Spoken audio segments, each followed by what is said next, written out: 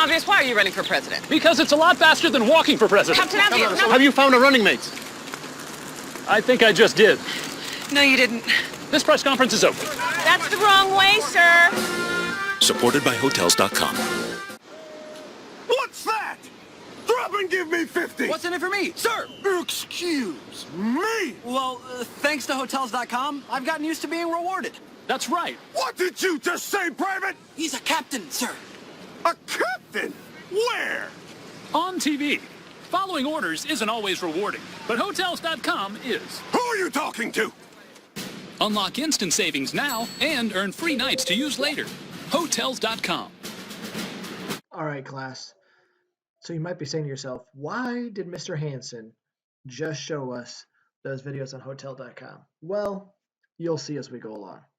So now we're going to talk about monopolistic competition. So there's 5 criteria for each market, and so here are the 5 criteria again. We've talked about before, but here they are briefly. All firms produce a similar but differentiated product. They're not perfectly substitutable.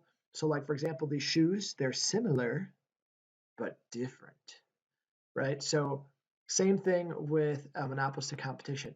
You can get pizza here, you can get pizza over there. Both pizza, but there's a little bit difference. Maybe the recipe's a little different. They put garlic on their crust, right?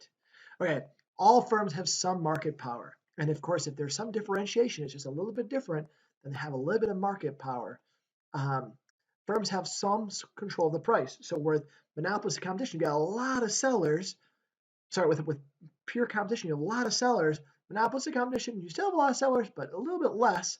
Therefore, some market power, some control of the price. The fourth thing, all firms are able to enter the industry.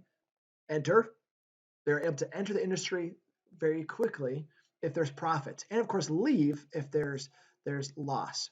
All firms are trying to be as efficient as possible. So very much like pure competition, but with some differences, some differentiation. So let's talk about differentiation. It's a big part of a monopolistic competition market. So the differentiation might be a special sauce.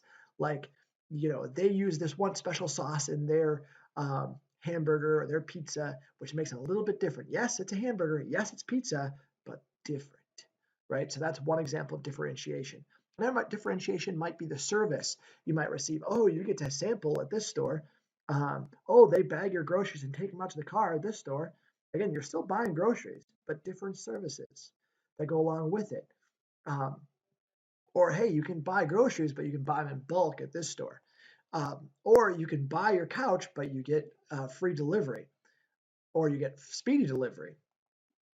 Or, hey, you could buy your phone here, you could buy your phone there, same phones, but they'll give you, screen protection warranty or something. They'll provide an extra service. They'll replace your screen. And so that's an example of differentiation. You could buy your couch here, you could buy your couch over there, but this is the home of easy credit. You're going to get easier access to credit. So that's a service, same product, but different service to go along with it, or different, a differentiation. Another example of differentiation might be you can stay in a hotel room here, stay in a hotel room here, same product basically, same bed, same little refrigerator, same bathrooms to get a situation, but one has a better location. One's closer to the highway, or one's closer to the whatever. Of course, then there's another differentiation that can be brand names. Of course, you could have the cool factor, right? Nike, or you could have the long-lasting. The brand name is known for being a long-lasting and rugged brand, or it could be the green, it's healthy for you brand, or it could be the humanitarian brand, right? Same product, you buy a shoe here, you buy a shoe there, but this one has a better brand name. Or you could buy your medicine here, the genuine Bayer aspirin, or you could buy your non-name brand aspirin, but this one is Bayer. Bayer, they've got something quality about them. And so maybe you feel like this one's going to actually work better than the non-name brand aspirin. And so with all this product differentiation, you have some control of the price because there's less competitors, right? And so That is a big difference between monopolistic competition and pure competition. And of course, because of differentiation, advertising is a huge part of a monopolistic competition. And if you're successful at advertising, you can shift your demand curve to be a more inelastic demand curve because people realize that your product is worth the higher price, therefore more an inelastic demand curve. So again, if we look at the demand curve for a pure competition, it's completely horizontal. Whereas with a monopolistic competition, the demand curve is more, it's still relatively elastic, but it's more inelastic in a sense compared to perfect competition. And so here you can see the graph of a monopolistic competition. It looks like a monopoly because we've got the two lines, the demand line and the marginal revenue line, but they're more elastic lines. And so you can see here in the short run, you can have profit and you can have loss in a monopolistic competition, just like you can with perfect competition. However, in the long run, well, I'll show you what it looks like in the long run. First, let's just point out, can you find, again, the monopolistic competition price? Where would they set the price? Well, again, first, you always go to where does marginal revenue and marginal cost intersect? And from there, you go up to the demand line, and that's going to be your price. Same over here. You go to the marginal revenue or marginal cost intersect, you go up to the demand line, and that's going to be the price you're going to set. And obviously, the average total cost is above your price, so there's going to be a loss here. And obviously, your price is going to be above your cost here, so you can have a profit. But what is the long run monopolistic competition graph look like? Well, here it is. So this is what it looks like in the long run. If you notice, there is no profit.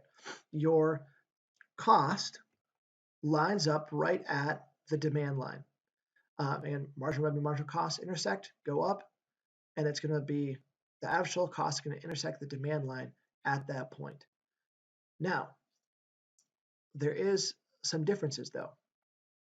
If you notice, if we zoom in here, they say this is neither productively nor allocatively efficient.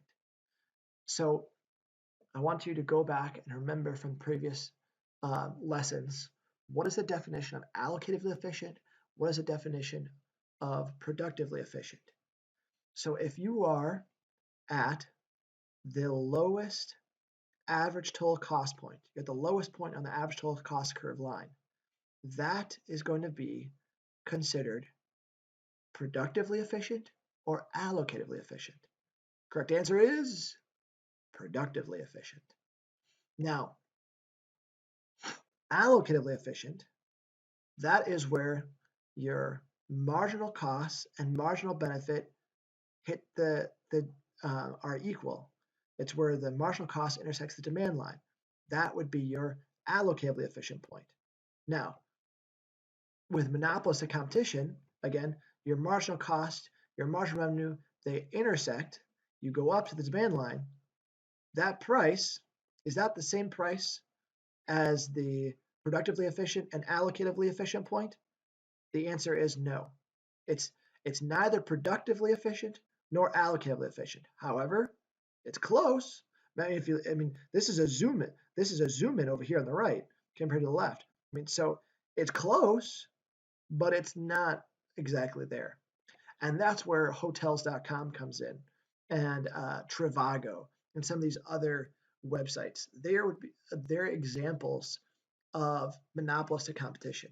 How are they? Well, Hotels.com takes this idea that hotels, they're in some significant competition between other hotels, but they're not running perfectly efficient, which because every night some of the rooms aren't filled on a normal time. Of course, now all the hotels are probably empty for the most part. And so, but at a normal time, even when things are busy, hotels still have some rooms that are not filled. And so Expedia, Hotels.com, Hotwire, Trivago, all they help the hotels fill in that the gap. They're trying to help the hotels be more efficient.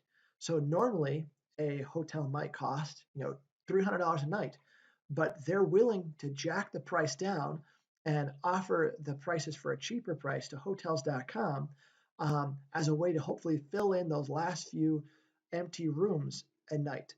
And so hotels.com and these other ones are trying to fill in that inefficiency, trying to make them more productively efficient and trying to make them more allocatively efficient so that all the space that the hotels take up is being used. And so they are neither productively efficient nor allocatively efficient, but they are close.